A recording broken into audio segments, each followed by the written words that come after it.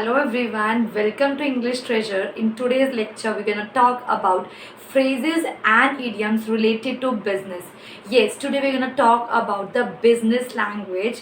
There are several words, there are several phrases that we use in the business because we are not acknowledged. That is why we can't able to understand their language. So all the business entrepreneurs learn the business related phrases and idioms. The first one is neck and neck.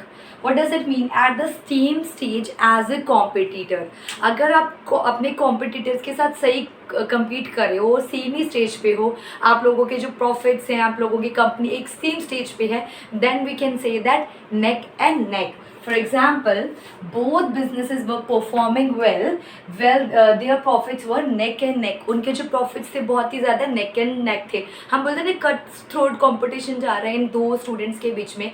Neck and neck means when two companies are performing well, they are doing extraordinary. Their profits are similar. So in the similar at the same stage we use the idiom and the phrase neck and neck.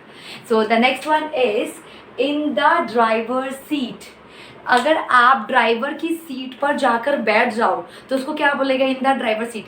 आज आपका driver छुट्टी पे और आप उसकी जगह आकर बैठ गए, या आपका ड्राइवर बीमार हो गया और वो चला गया कुछ टाइम के लिए. Now you are driving, that is called in the driver seat. So ये भी कुछ ऐसे ही बनता है. फॉर एग्जाम्पल, जो आपका प्रीवियस सीनियर कोई भी सुपरवाइजर था, कोई भी पर्सन था, to be in control of a situation, वो चला जाता है और उसको आपकी जगह पर हायर कर लिया जाता है. That is called to be in the driver seat. The new HR now in the driver seat.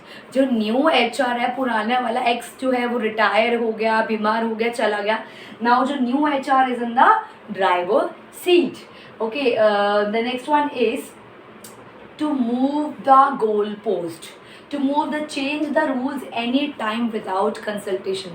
अगर कंपनी में जो CEO है बिना अपने जूनियर्स के, बिना अपने किसी से कंसल्ट करे कोई एक वो ले लेता है, फैसला ले लेता है, कोई भी रूल चेंज कर देता है without any consultation, that is called to be to move the goal post. How?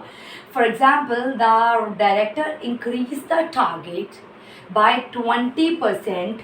He move the goal post without discussion. उसने क्या किया? गोल पोस्ट को चेंज कर दिया without any discussion. So we use the idiom to move the goal post means without discussion. जब आपके senior, आपका director कोई भी आइडिया को अप्लाई कर देता है, it means to move the goal post. To move the goal post. The next one is beating a dead horse.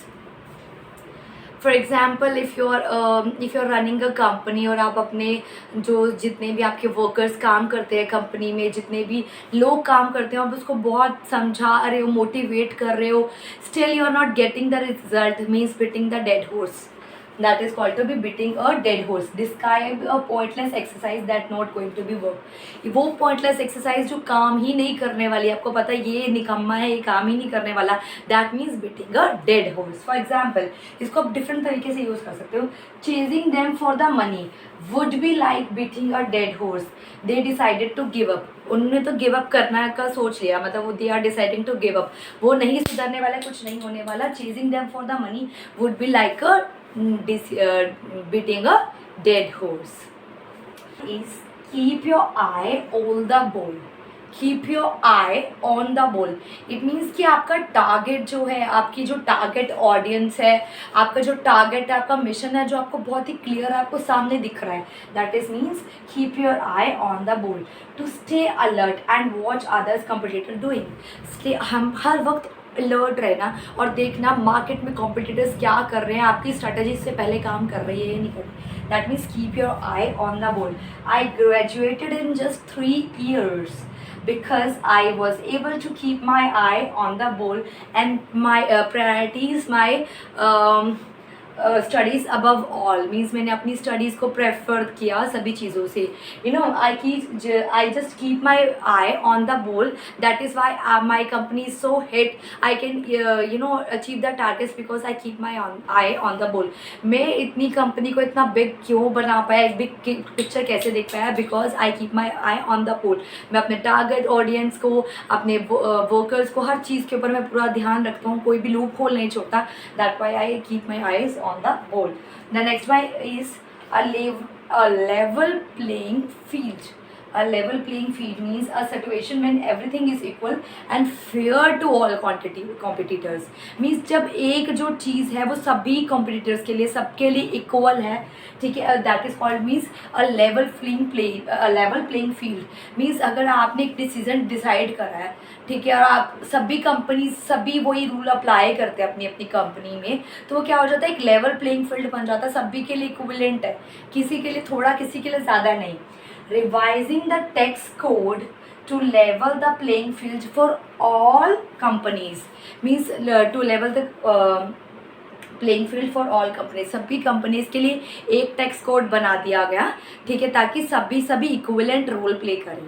Okay, so the next one is given the pink slip. Given the pink slip. अब आपने क्या कहा कि उसको fire कर दिया, उसको निकाल दिया गया कंपनी से. Fire, such a negative word. Why not to change this phrase into given the pink slip. For example, being fired, निकाल दें. Transmission the notification.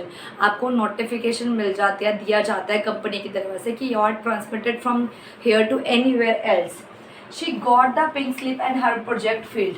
उसको पिंक स्लिप मिल गई. She has been fired and her project has been failed. वो fail हो चुका है. Okay, the next one is down the drain, being lost or wasted. If we don't have intelligent marketers, all our advertising budget go down the drain. Go down the drain means कि आपका जो सारा का सारी मेहनत है वो waste जा रही है, लॉस्ट हो रही है, उसका कुछ आउटपुट नहीं निकल के आ रहा. That means down the drain. If we just don't have intelligent marketers, अगर हम अच्छे मार्केटर्स, एडवर्टाइजिंग मार्केटर्स हायर नहीं करेंगे तो हमारा सारा का सारा पैसा गो डाउन द ड्रेन, पानी की तरह चला जाएगा. ठीक है, budget the go down the drain, वो पानी का तरह सारा का सारा पानी वेस्ट हो जाएगा. तो the next one is grey area. Grey area का क्या मतलब होता है? When the picture is not clear to you कि क्या डिसीजन लेना चाहिए, अब क्या नेक्स्ट करना चाहिए, there we use the phrase grey area. The situation isn't certain, no clear rules, difficult to say right or wrong, what is right, what is wrong, the picture is not clear to you in your mind कि क्या हम इसके ऊपर step उठा सकते हैं. there we use gray area. you may have many good points in your proposal. आप एक सुपरवाइजर हो, आपने एक प्रपोजल रखा, ठीक है, तो आपको डायरेक्टर से रिप्लाई मिलता है, आपने बहुत अच्छे पॉइंट्स प्रेजेंट करे, but there is one grey area. उसमें क्या है? Grey area. We need to discuss. इसको अभी डिस्कस करके फिर अप्लाई करना पड़ेगा. अभी हम ऐसे हाँ नहीं कर सकते, ठीक है. When the picture is not clear in your mind about anything, you can it call a grey area. Grey area, the situation isn't certain, अभी पता नहीं है क्या आप सकते हैं. The next one is back to square one. Back to square one, वहीं जहाँ से शुरू हुआ था वहीं पर आ गए, ठीक है. To go back to the beginning, वहीं बिगनिंग पे दोबारा आ जाना. For example, I wish I have saved my spreadsheet. मैंने अपनी स्प्रेडशीट काश सेव कर ली होती. Now I have to go to the back to square one. Now go back to square one, मुझे अब जीरो से स्टार्ट करना पड़ेगा, फिर से दोबारा वही काम करना होगा. काश मैं अपने लेक्चर सेव कर लेती. Now I have to go to back to the square one. The next one is a long shot. Describe something that has a very small chance of happening. बहुत ही रेयर चांस हो कि ऐसा भी कुछ हो जाए. आप अपनी बात मनवाने के लिए सुपरवाइजर अगर अब जाए डायरेक्टर के पास कि काश ये हो जाए, लेकिन आपको पता है ऐसे होने के चांसेस बहुत ही कम हैं. That means a long shot. Example क्या है इसका? Landing such a high paying job is a long shot, you know, फिर भी but I am going to give it a try. इतनी बड़ी जॉब के लिए अप्लाई करना is such a long shot. मुझे पता है हाई पे स्केल मुझे मिलने वाला ही नहीं है, मतलब आइडिया आपको ऐसा है कि नहीं मिलेगा, फिर भी I want give it a try, I would want give it a long shot. Landing such a high paying job is a long shot. ये बहुत ही बड़ी जर्नी है, लॉन्ग शॉट है, but I am going to give it a try. ठीक है, कोई chance of happening किसी चीज़ के बहुत ही रेयर हो, बहुत ही कम हो, उसको बोलेंगे a long shot. The next one is to look at the big picture. किसी चीज़ की बड़ी पिक्चर को देखना, to look at the overview of something, उसका ओवरव्यू देखना, अंदर में मत घुसना, ओवरव्यू देखना, to look at the picture outsider देखना, ठीक है। हर प्रेजेंटेशन, फॉर एग्जाम्पल अगर हम एग्जाम्पल की बात करें, हर प्रेजेंटेशन वॉज टू लॉन्ग, बहुत ही बड़ी प्रेजेंटेशन दी उसने अपनी कंपनी के बारे में बताने में। She should have just given us the big picture, उसे सिर्फ अपनी पिक्चर के बारे में बताना चाहिए।